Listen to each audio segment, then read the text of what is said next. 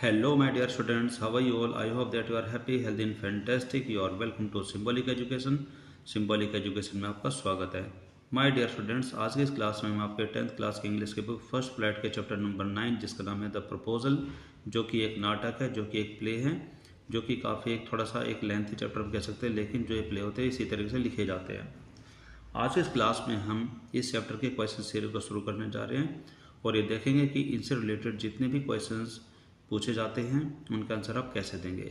I hope कि आप सारे क्वेश्चंस को बड़े ध्यान से सुनेंगे और उनके आंसर को जानने की और सीखने की कोशिश करेंगे और साथ साथ आप अपने इंग्लिश को भी इम्प्रूव करने की कोशिश करेंगे.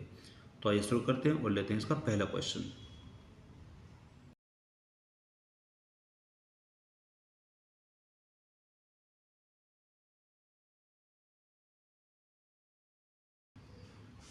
तो जैसा कि आप यहाँ पर देख रहे हैं, तो जो ये क्वेश्चन है ये आपके थिंकिंग अबाउट द प्ले के बारे में लिखे हुए हैं, यानी कि जो अब से पहले जितने भी जो चैप्टर्स आपने किए हैं उसमें हमेशा लिखा जाता था थिंकिंग अबाउट द टेक्स्ट. तो चूँकि जो ये टेक्स्ट नहीं है, यह एक प्ले है, ये एक नाटक है, तो इसी वजह से यहाँ पर लिखा हुआ है कि थिंकिंग अबाउट द प्ले, यानी कि नाटक के बारे में ज़रा विचार कीजिए. तो विचार हमें इन क्वेश्चंस को लेकर के करना है. तो पहले क्वेश्चन में आपसे पूछा गया है कि what does tobacco at first suspect at Lomov has come for. Tobacco Lomov के बारे में क्या सोचता है कि वो उसके घर पर किस वजह से आया है. What does tobacco at first suspect, यानी कि सबसे पहले, यानी कि एट फर्स्ट है सबसे पहले, यानी कि पहले. व्हाट डज टोबैको सस्पेक्ट, यानी कि टोबैको को क्या संदेह होता है, क्या उसको शक होता है that Lamo has come for, कि लमो उसके घर पर किस वजह से आया है. आगे इसमें लिखा है कि इज ही सिंसियर, क्या वह बहुत ही अच्छा व्यक्ति है, क्या वो निष्कपट है.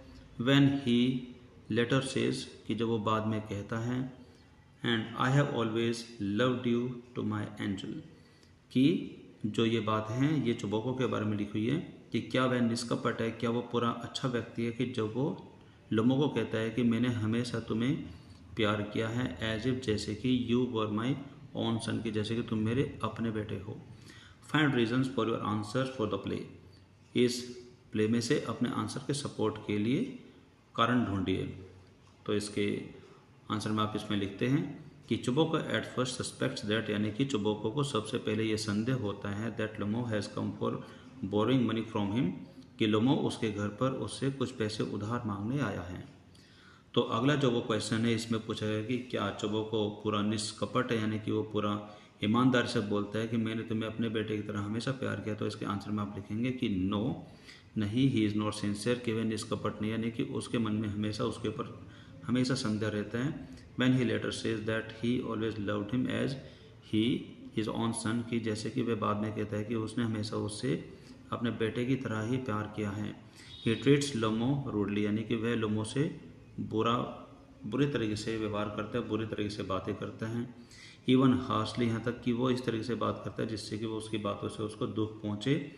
On small such matters on ownership of the worthless Oxen Meadows, यहाँ तक कि जो उनकी बातों में जो एक छोटी सी जो जगह थी, यानी कि जो बैलों का जो घास का मैदान है उनके अधिकार को लेकर के, यानी कि उनके मालिकाना अधिकार को लेकर के भी उसने बहुत ज़्यादा बहस की और लोगों को बुरा भला कहा. और सुपीरियरिटी ऑफ द डॉग, यानी कि या फिर बात ये हो कि डॉग के अच्छे, यानी कि डॉग की अच्छी क्वालिटीज़ को लेकर के बहसबाजी हो. ही अब्यूजेस हिम, टोबैको लोगों को गाली देता है. कर्सेस, उसे श्राप देता है, यानी कि उसके बारे में बहुत ही बद्दुआ बोलता है. कॉल्स हिम डबल फेस्ड इंट्रूगर, उसको दोहरे फेस वाले, यानी कि डबल फेस वाला ठग, यानी कि बहुत ही बुरा व्यक्ति कहता है. अ विलियन, उसको बदमाश कहता है. स्केयर क्रो, उसको बहुत ही भद्दा व्यक्ति कहता है. ब्लाइंड हैन, उसको अंधी मुर्गी कहता है. टर्निप घोस्ट, उसको टर्निप घोस्ट कहता है. पप, उसको यहाँ तक कि पिल्ला भी बोलता है. एंड सो ऑन, और ऐसा अगैरह वगैरह वो उसको बोलता है. तो इससे में साफ पता चलता है कि जो टोबैको है वो पूरी तरीके से सिंसियर नहीं है, वह हमेशा लोगों को एक बुरे तरीके से व्यवहार करता है और वो बहुत ज़्यादा बहस करता है, उसको गाली गलौज करता है और उसके बारे में बहुत ही शॉपिंग टाइप की बातें बोलता है. अब आपके सामने है क्वेश्चन नंबर 2.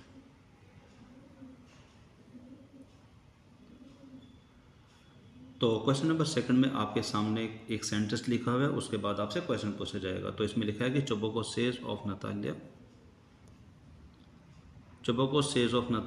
कि टोबैको नतालिया के बारे में कहता है as if she won't consent ऐसा लग रहा है जैसे कि वो अपनी सहमति देगी ही नहीं। शी इज़ इन लव, उसे प्यार हो गया है। गॉड, कसम से उसे प्यार हो गया है। She is like a love sick cat, वह प्यार में भीगी हुई एक बिल्ली के समान है। तो जो यह सेंटेंस आपके सामने इस प्ले में से लिखा गया, तो उसके बारे में आपसे क्वेश्चन पूछा गया कि वुड यू एग्री, क्या आप इससे सहमत होंगे कि क्या बात सचमुच ऐसी ही है। Find reasons for your answer, अपने आंसर के लिए, अपने जवाब के लिए कारण ढूंढिए। तो इसके आंसर में आप लिखते हैं कि I would agree that she is in love, कि मैं पूर्ण रूप से सहमत होऊंगा कि उसे प्यार हो गया, यानी कि नताल्या को प्यार हो गया, यानी कि वह प्रेम में है। She is a love sick cat, कि वह प्यार में डूबी हुई, यानी कि प्यार में भीगी हुई बिल्ली है, बिल्ली के समान है। The following reason from the play supported, कि जो नीचे कुछ उदाहरण, कुछ कारण आपके सामने दिए गए, उससे इस बात को सपोर्ट मिलती है, यानी कि आपके जवाब को सपोर्ट मिलती है। तो इसमें लिखेंगे कि she is happy to see and receive Lomov, कि जब वो लुमो उसके घर पर आता है तो उसको वहाँ पर पाकर, उसको देख कर के वो बहुत खुश होती है। वह लुमो गोज अवे, और जब लुमो उससे दूर जाता है। And Natalya comes to know that he came to propose her, और नताल्या को ये पता चलता है कि वह उसको शादी के लिए प्रपोज करने आया था। शी आस्क हर फादर, वह अपने पिता को कहती है टू ब्रिंग हिम बैक, उसे वापस लाने के लिए अपने पिता से कहती है। When लोमो इज़ अनकॉन्शियस, और जब लोमो बेहोश हो जाता है, सी इज हिस्टेरिकली, यानी कि उसको एक सदमा जैसा पड़ता है, उसको दोहरा असर पड़ जाता है, और फिर वो बार बार कहती है अ डॉक्टर, यानी कि लोमो को बेहोश होते देख करके वह डॉक्टर डॉक्टर चिल्लाती है। ही इज़ डेड, वह मर गया है, डॉक्टर डॉक्टर वो चिल्लाती हैं। This all reflects her love for Lomov, यानी कि इन सारी चीज़ों से, इन सारी बातों से प्रतीत होता है कि वह लोमो से बहुत प्यार करती है। आ गया क्वेश्चन नंबर 3, जिसमें आपके पहले पार्ट में पूछा गया कि फाइंड ऑल द वर्ड्स, यानी कि उन सभी शब्दों को ढूंढिए, एंड एक्सप्रेशंस, और शब्दों के साथ साथ में उन सभी शब्दों के भावों को ढूंढिए इन द प्ले, इस नाटक में। That the characters use to speak about each other, जो कि इन कैरेक्टर्स ने, यानी कि जो इस नाटक के जो चरित्र, यानी कि जो तीनों जो लोग हैं, जैसे कि चुबोक है, नताल्या और स्टेफनोना और जो लोमो हैं, कि इन सभी ने एक दूसरे पर बोलने के लिए प्रयोग किए हैं।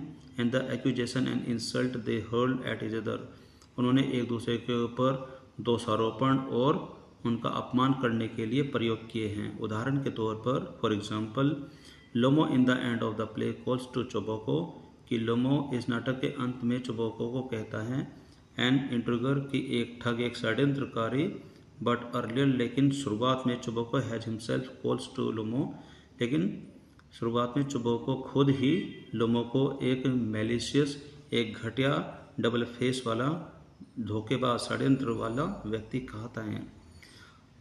And again Lomov begins by describing Natalya as an excellent housekeeper, not bad looking, और लोमो की जो शुरुआत है वो नताल्या के बारे में एक ऐसे वर्णन से होती है जिससे कि वो नताल्या की तारीफ करता है, उसको कहता है कि एन एक्सीलेंट हाउसकीपर, की वे बहुत ही अच्छी गृहिणी हैं, नॉट बैड लुकिंग, और दिखने में भी वो बिल्कुल भी बुरी नहीं है, वेल एजुकेटेड, और वो बहुत अच्छी पढ़ी लिखी भी है। तो इसका आंसर में आप लिखते हैं कि रीजन्स आर फॉलोइंग, यानी कि जो ये रीज़न है वो इसके नीचे आपको बताए गए हैं, निम्नलिखित रीज़न है। तो इसमें पहला पॉइंट तो आपको उदाहरण के तौर पर समझा दिया गया है कि लोमो फॉर नताल्या, की लोमो नताल्या के लिए क्या बोलता है, वो बोलता है एन एक्सीलेंट हाउसकीपर, यानी कि बहुत ही अच्छी गृहिणी, नॉट बैड लुकिंग, जो कि दिखने में बुरी नहीं है, वेल एजुकेटेड, और बहुत पढ़ी लिखी है। उसके बाद पॉइंट नंबर 2 के अंदर लिखते हैं, पॉइंट नंबर 2 में नताल्या लोमो से कहती है कि इम्प्यूडेंट, यानी कि वह एक गुस्ताख है, वो हिमाकत करता है। वो किस प्रकार की हिमाकत करता है कि giving as gift her own land, की उसको उसकी ही ज़मीन तोहफे में देने की कोशिश करता है। और रास्कल, वह बदमाश है, मॉन्स्टर, वह एक राक्षस है, फर्स्ट टेक्स आर लैंड, की पहले तो वह हमारी ज़मीन ले लेता है, एंड देन, और फिर ही हैज़ इम्प्रूडेंस टू अब्यूज अस, और उसके बाद फिर वो हमें ही गाली देने की हिमाकत करता है, यानी कि हिम्मत करता है। What sort of hunter are you, फिर वो लोमो से कहती है कि तुम किस प्रकार के शिकारी हो। You ought to go to your kitchen, आपको अपने रसोई घर में चले जाना चाहिए, and sit on the oven, और वहाँ पर चूल्हे पर बैठ जाना चाहिए, एंड कैच बीटल, और वहाँ पर भौरों को पकड़ना चाहिए, and not go after foxes, और लोमड़ियों के पीछे तो बिल्कुल भी नहीं दौड़ना चाहिए। दोज हंटर्स आर्ग्यू, यानी कि वही शिकारी ज़्यादा बहसबाजी करते हैं, the most who know the list, यानी कि जिनको कुछ ज़्यादा अता पता नहीं होता, यानी कि वह लोमो की इंसल्ट करते हुए कहती है कि तुम राक्षस हो, तुम बदमाश हो, और तुम किस प्रकार के शिकारी हो। पॉइंट नंबर 3 इसमें बताया गया कि चुबोको लोमोको यानी कि जो नतालिया के फादर चुबोको है वो लोमो के बारे में क्या कहते हैं। वो कहते हैं कि पेटिफोगर विलियन यानी कि वो एक षड्यंत्रकारी है, वो बहुत ही गंदा इंसान है। विलियन है, बदमाश है। स्केयरक्रो बहुत ही बेकार घटिया इंसान है। मैलिशियस डबल फेस्ड इंट्रूगर और वह बहुत ही निकम्मा इंसान है और दोहरे फेस वाला षड्यंत्रकारी है। वो मूर्ख हैं, वह बीमार हैं और साथ साथ वो लोगों को ये भी कहता है कि you are under the slipper of your housekeeper, कि आप अपने घरों के जो हाउस कीपर है आप उनके पैरों के तले रहते हैं, आप उनके पैरों के नीचे रहते हैं। अब उसके बाद नेक्स्ट पॉइंट है लोमो टू चोबोको यानी कि यहाँ पर लोमो चोबोको के बारे में भी कुछ कहता है। वो कहता है कि not a neighbour but A grabber यानी कि आप एक पड़ोसी नहीं बल्कि ज़मीन हथियाने वाले व्यक्ति हैं। ओल्ड रेड पुराने बहुत ही घटिया बूढ़े चूहे हैं। इंट्रूगर और आप एक षड्यंत्रकारी हैं। आगे पॉइंट नंबर 2 जिसमें आपसे पूछा गया है वो कहते हैं कि देन थिंक ऑफ 5 ऑब्जेक्टिव और उसके बाद 5 ऐसे विशेषण सोचिए और ऑब्जेक्टिवल एक्सप्रेशंस और विशेषता बताने वाले कुछ ऐसे भावों को भी सोचिए of your own to describe each characters in the play, जिससे कि इस नाटक में जितने भी ये पात्र हैं उनके चरित्र के बारे में कुछ वर्णन करते हों। तो इसके आंसर में आप लिखते हैं। तो यहाँ पर सबसे पहले आप लिखेंगे लोमो के बारे में। लोमो के बारे में आप लिख सकते हैं कि वीक हार्टेड बैचलर कि वह कमज़ोर दिल वाला एक कुंवारा व्यक्ति है। नर्वस और वो हमेशा नर्वस रहता है, हमेशा घबराया हुआ रहता है। शॉर्ट टेम्पर्ड और उसको जल्दी गुस्सा आ जाता है। गुस्सालू व्यक्ति है। क्वेरलसम और झगड़ा करने वाला व्यक्ति भी है। साथ साथ आप इस पर रिजल्ट भी लिख सकते हैं कि वह एक कठोर व्यक्ति है यानी कि बहुत ही ज़्यादा जिद पकड़ लेता है हर बात को लेकर के। दूसरा पॉइंट आप नतालिया के बारे में लिखेंगे। नतालिया की एक्सीलेंट हाउसकीपर कि वे बहुत ही अच्छी गृहिणी हैं। नॉट बैड लुकिंग और वो दिखने में भी बहुत अच्छी है। वेल एजुकेटेड वो बहुत अच्छी पढ़ी लिखी है। शार्प टंग और वो सीधे सीधे बात बोलने वाली एक महिला है। शॉर्ट टेम्पर्ड उसको भी बड़ा जल्दी गुस्सा आ जाता है। रिजिड वह भी बड़ी कठोर है, बहुत जिद्दी है। टची एंड सेंसिटिव और साथ साथ वो भावुक भी हैं और बहुत ही संवेदनशील है यानी कि वे छोटी छोटी बातों को अपने दिल से लगा लेती है और बहुत ही इमोशनल हो जाती है। पॉइंट नंबर 3 यह है चुबोको जो कि नतालिया के फादर हैं। इसके बारे में लिखा हुआ है कि ओल्ड क्वेरलसम यानी कि वे एक बूढ़ा व्यक्ति है। क्वेरलसम झगड़ालू व्यक्ति है। यूजेस फनी अब्यूजिव लैंग्वेजेस और वो बहुत ही भद्दी भाषा का प्रयोग करता है। टर्निप घोस्ट कंसर्न फादर यानी कि वह एक बहुत ही अजीब इंसान है। कंसर्न फादर और वो हमेशा चिंता करने वाला पिता यानी कि जो हमेशा अपने बेटे की चिंता करता रहता है। अब आपके सामने इस क्वेश्चन का पार्ट 3 जिसके अंदर आपसे पूछा गया है कि कैन यू नाउ इमेजिन यानी कि क्या आप ये अनुमान लगा सकते हैं कि what this characters will quarrel about next, यानी कि अब ये पात्र हैं, जो ये तीनों व्यक्ति हैं, लोमो है, नतालिया है और चुबोको है, ये आगे अब किस बात पर झगड़ा करेंगे। तो क्या आप इस चीज़ का अंदाज़ा लगा सकते हैं। तो इसके आंसर में आप लिख सकते हैं कि now I can try to imagine, कि अब मैं अंदाज़ा लगाने की कोशिश कर सकता हूँ that this characters will quarrel यानी कि ये पात्र अब झगड़ा करेंगे आगे नेक्स्ट अबाउट, यानी कि आगे इस बात पर झगड़ा करेंगे जो कि हो सकता है कि वो शैम्पेन की क्वालिटी को लेकर के झगड़ा कर सकते हैं। तो आप इसमें लिख सकते हैं क्वालिटी ऑफ शैम्पेन और द ड्राइंग रूम डेकोरेशन, यानी कि हो सकता है कि जिस ड्राइंग रूम में वो खड़े होकर के बहस कर रहे हैं, एक दूसरे पर चिल्ला रहे हैं, हो सकता है कि वहाँ की सजावट को लेकर के वो लड़ाई कर सकते हैं यानी कि झगड़ा कर सकते हैं। वेल माय डियर स्टूडेंट्स, आज की क्लास में आपने देखा कि हमने आपके 10th क्लास के इंग्लिश की बुक फर्स्ट फ्लैट के चैप्टर नंबर 9 के क्वेश्चन सीरीज़ को हैंडल किया जिसका नाम है द प्रपोजल। आई होप कि आपने सभी क्वेश्चंस को बड़े ध्यान से सुना होगा और उनके आंसर को सीखने की कोशिश की होगी। साथ साथ आपने ये सभी क्वेश्चन को सीखते जानते हुए अपनी इंग्लिश को भी इम्प्रूव करने की भी कोशिश की होगी। तो आज की क्लास में सिर्फ इतना ही। This is all for now for today's class. अब हम मिलेंगे हमारी अगली क्लास में with a new topic with a new chapter. Till then take care, bye bye, have a nice day.